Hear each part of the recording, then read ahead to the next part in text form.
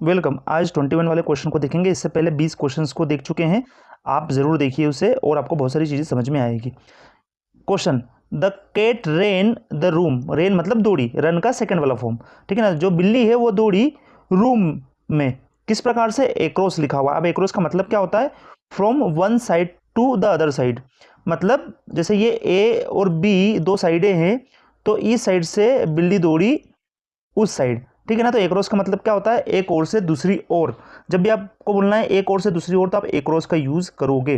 तो यहाँ पर मतलब हुआ द बिल्ली दौड़ी एक ओर से दूसरी ओर रूम में, है ना। रूम में एक ओर से दूसरी ओर वो दौड़ती रही। कुल मिलाकर के आपके यहाँ कोई सा जानवर आ जाएगा तो किस प्रकार से वो चारों ओर दौड़ेगा, तो वहां पर आप बोल सकते हो, है ना, एक्रॉस का यूज कर सकते हो, ठीक है। नेक्स्ट देखते हैं 22 का क्वेश्चन देखते हैं। शी मतलब कोई एक लड़की, she divided the cake 4 parts. तो जब कोई सी चीज है, जैसे ये केक है, ठीक है ना, ये केक है जिसको 4 पार्ट्स में डिवाइड कर दिया। 4 पार्ट्स में डिवाइड कर दिया तो किस प्रकार का बनेगा शेप? इस प्रकार का एक शेप बनेगा। तो जब आपने डिवाइड किया तो इनटू का यूज किया जाएगा। इनटू का मतलब क्या होता है? ब्रेकिंग करना या सेपरेट करना, ठीक है ना। तो she divided the cake into 4 parts. 4 parts में केक को डिवाइड कर दिया, 4 पार्ट्स में, ठीक है ना। तो इनटू का मतलब आप ऐसा समझ सकते हो, एक शेप था वो, एक शेप से उसको अलग शेप में दे दिया। तो किसी एक शेप से दूसरे शेप में जाते हैं तो इनटू का यूज किया जाता है। पिछले वीडियो में मैंने आपको बताया है। जैसे आप बोलते हो हिंदी से इंग्लिश, हिंदी से इंग्लिश, यदि आपको ट्रांसलेट करना है तो आप बोलते हो ना हिंदी इनटू इंग्लिश। अब इनटू क्या हुआ? हिंदी की पूरी भाषा को इंग्लिश में चेंज कर दिया, मतलब पूरी अवस्था बदल देना। तो अवस्था बदलने के लिए इनटू का यूज किया जाता है। और यहां पर भी केक को सेपरेट कर दिया, मतलब केक एक गोल आकार में था, उसको एक अलग आकार में कर दिया, शेप बदल दिया, इसलिए इनटू का यूज किया गया है। नेक्स्ट वाला देखते हैं 23 देखिए। The boy is swimming. लड़का तैर रहा है, और तैरने वाली जगह क्या है? पूल है, लेकिन किस प्रकार से? इन लिखा हुआ है, इनसाइड द एरिया। जब जैसे ये पूल है, इस पूल में लड़का तैर रहा है, ठीक है ना, इस पूल में लड़का तैर रहा है, तो पूल से चारों ओर से घिरा हुआ है। चारों ओर से जब घिरा हुआ है तो इनका यूज किया जाएगा, इस बात को ध्यान रखना। चारों ओर से यदि कोई सी भी चीज किसी चीज को घेरे हुए है, जैसे ये चीज है, इसको चारों ओर से घिरा हुआ है, तो ये क्या बोलेगा? इन हूं मैं इस एरिया के इन में हूं। The boy is swimming in the pool, इसलिए आंसर क्या होगा? इन आएगा, इस बात को ध्यान रखना। एरिया के अंदर की ओर हो आप तो आप बोलोगे इन, हमेशा ध्यान रखना, ठीक है। 24, he is walking the bus stop. कहने का मतलब आप ये समझिए कि ये बस स्टॉप है, ठीक है ना, ये बस स्टॉप है। वो लड़का यहां पर है। लड़का कहां है? यहां पर है। तो ये वॉक कर रहा है, चलते चलते किस ओर जाएगा? बस स्टॉप की ओर। तो यहां पे लिखा हुआ he is walking towards the bus stop, bus stop की ओर। तो जब डायरेक्शन की बात होती है ना, तो आप उसकी ओर, तो टूवर्ड्स का मतलब क्या हो गया? कि, ठीक है ना, टूवर्ड्स का मतलब क्या हो गया? कि ओर। तो लड़का जो है वॉक कर रहा है, चलते चलते जा रहा है कहाँ? बस स्टॉप की ओर। तो आपको एक डायरेक्शन से दूसरी डायरेक्शन की ओर जा रहे हो तो आप टूवर्ड्स का यूज कर सकते हो, ठीक है। 25, he is standing the corner of the street, है ना।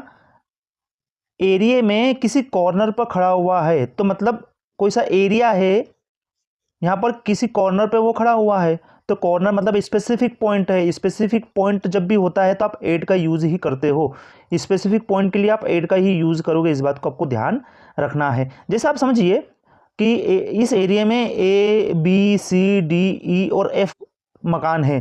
तो यदि किसी ने बोल दिया कि मैं डी पर हूं, फिक्स जगह बता दी, तो वो क्या बोलेगा? I am at D block, ठीक है ना। मतलब फिक्स जगह के लिए आपको एट का यूज ही करना होता है। इसलिए यहाँ पे मतलब होगा कि he is standing at the corner of the street.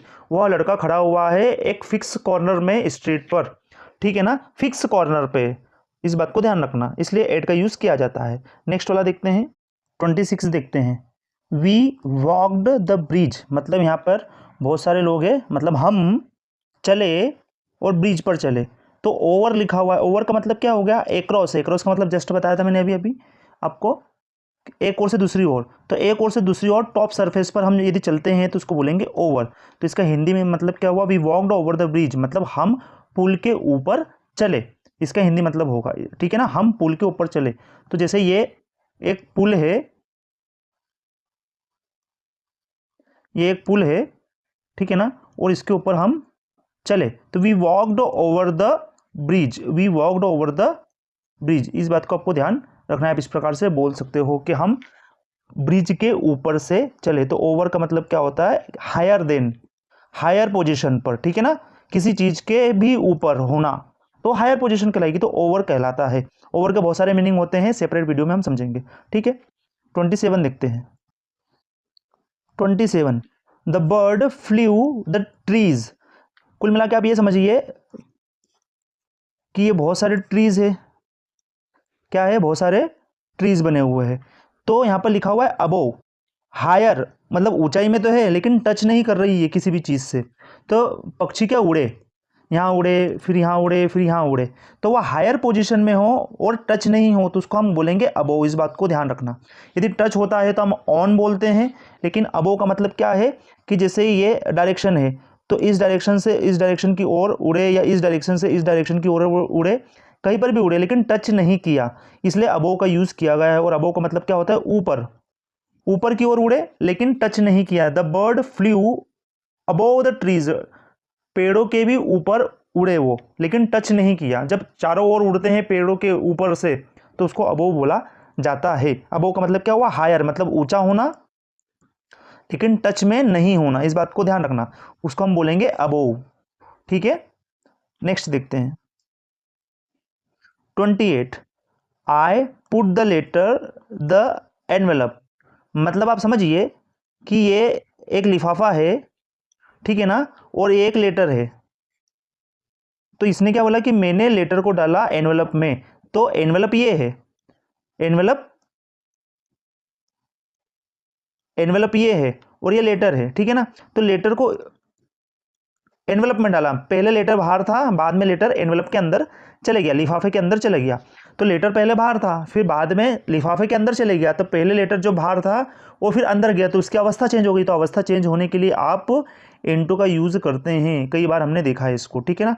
इसलिए मूवमेंट होना इनसाइड, बाहर से अंदर की ओर यदि मूवमेंट हो रही है तो हम उसे इनटू से ही बताएंगे, ठीक है ना। तो लेटर को लिफाफे में डाल दिया, पहले लेटर सिंगल था, अब वो लिफाफे के अंदर चला गया, इसलिए इनटू का यूज किया जाता है। तो कोई सी भी चीज हो जो मूवमेंट में जाती हो किसी चीज के अंदर, ठीक है ना, ये पॉइंट किसी सर्कल के अंदर आ गया तो कहने का मतलब इनटू हो गया, है ना, डायरेक्शन उसकी इस तरफ रही और किसी चीज में चले गया, इसलिए इनटू। इनटू का मतलब अंदर ही होता है, लेकिन आप जब डिक्शनरी में देखोगे तो इन, इनसाइड, इनटू का मतलब अंदर ही लिखा हुआ आएगा। लेकिन आप समझिए इनटू मतलब मूवमेंट में जाना, बाहर से अंदर की ओर जाना, उसको बोलेंगे इनटू। तो लिफाफा पहले बाहर था, फिर सॉरी लेटर पहले बाहर था, फिर उसको लिफाफे के अंदर रख दिया तो लेटर की पोजीशन, अवस्था पूरी चेंज हो गई, इसलिए इनटू का यूज किया जाता है। नेक्स्ट देखते हैं, he is sitting his brother. तो क्या हुआ, एक लड़का ये है, एक लड़का ये है, तो यहां पर क्या बोला, बिसाइड मतलब नेक्स्ट टू, मतलब पहला नंबर ये, दूसरा नंबर ये, ठीक है ना। तो इस दूसरे नंबर को हम साइड में लेके आ जाते हैं, तो ये दूसरा नंबर हो गया। तो कहने का मतलब यह लड़का इसके बगल में बैठा है। तो बिसाइड का मतलब क्या होता है, बगल में, बगल में, इसको हम बोलते हैं नेक्स्ट टू। नेक्स्ट ऐसे ही होता है ना, 1 के बाद 2 आता है, फिर 3 आता है, फिर 4 आता है। तो यदि बगल में है तो उसको नेक्स्ट टू बोल सकते हैं।